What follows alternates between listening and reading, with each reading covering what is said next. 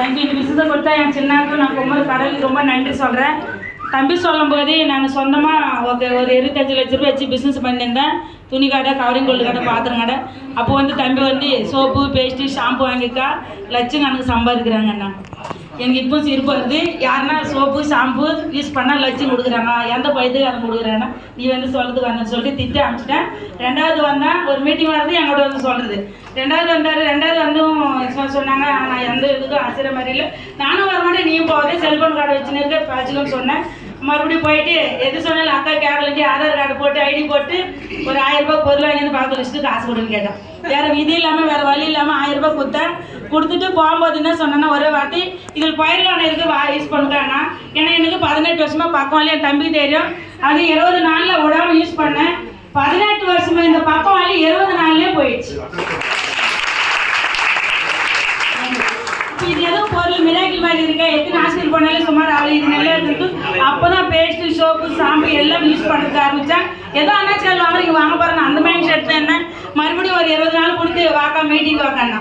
நான் இந்த கடையை விட்டு எப்படி மீட்டிங் வர முடியாதுன்னு சொல்லிட்டேன். தம்பி என் மேலே போச்சுங்கன்னா சரி, தம்பிக்கோசம் ஒரு பொன்னேரிலையும் மீட்டிங் போயிட்டு நான் சொல்லிட்டு வந்தேன். பிடிச்சா பண்ணுவேன், பிடிக்கலன்னா பண்ண மாட்டேன், என்ன மட்டும் இந்த மீட்டிங்கில் வம்பு பண்ணி கூப்பிடாது இனிமேல் சொன்னேன்.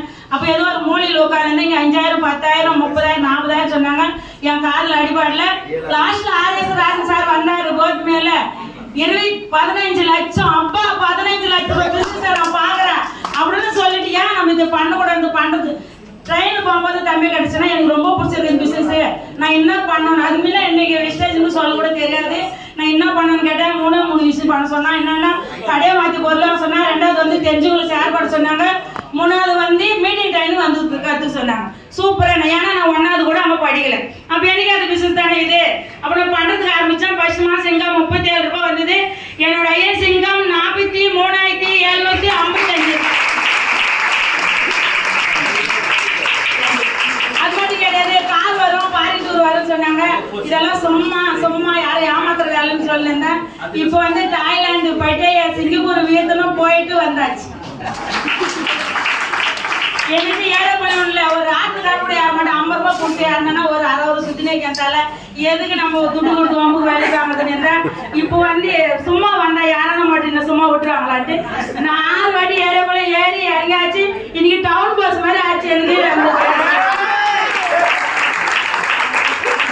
அது மட்டும் கிடையாது, கார் கொண்டு வந்திருக்கு. குடி சீரமா காரை எடுக்க வரேன், டேட்டு சொல்லியாச்சு. என் வீட்டுக்காரர் நேற்று கார் பம்ப்ஸ் அம்மா மேடம் கார் எடுத்தாங்க. அந்த பம்ப்ஸுன்னு போயிட்டு வந்து என் வீட்டுக்காரர் காமிச்சிருந்தா, நீ எப்போ கார் எடுக்க வரேன்னா, நானும் டிசம்பர்ல எடுக்க வரேன்னா கூடி சீக்கிரம் ஏற்றுட்டு அந்த கார் எடுத்து சிரிச்சுட்டு வாடு விட்டுலான்றாரு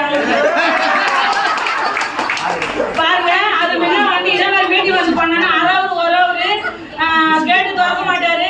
ரெண்டாவது எங்க மருமகளுக்கு 2 பேர் இருக்காங்க. தண்ணி ஊத்தாம அத்தை வரணும் வச்சிருந்தா என் வீட்டுக்காரர் தண்ணி ஊத்துறாரு சாப்பாடு. அது மாதிரி பாரு, ஏன்டி இந்த நிறைய சம்பாதிக்கிறேன், 3 காலையில் சம்பாதிக்க, உனக்கு எதுக்கு வேணாம் வேலை, அதெல்லாம் வேண்டாம் சும்மா இருக்கிறவங்க வெற்றிக்கிறவங்க பண்ற பிசினஸ். இன்னும் சும்மா இருக்கிறாண்டி ஒரு நாளைக்கு நிறைய வாட்டி திட்டுவாரு.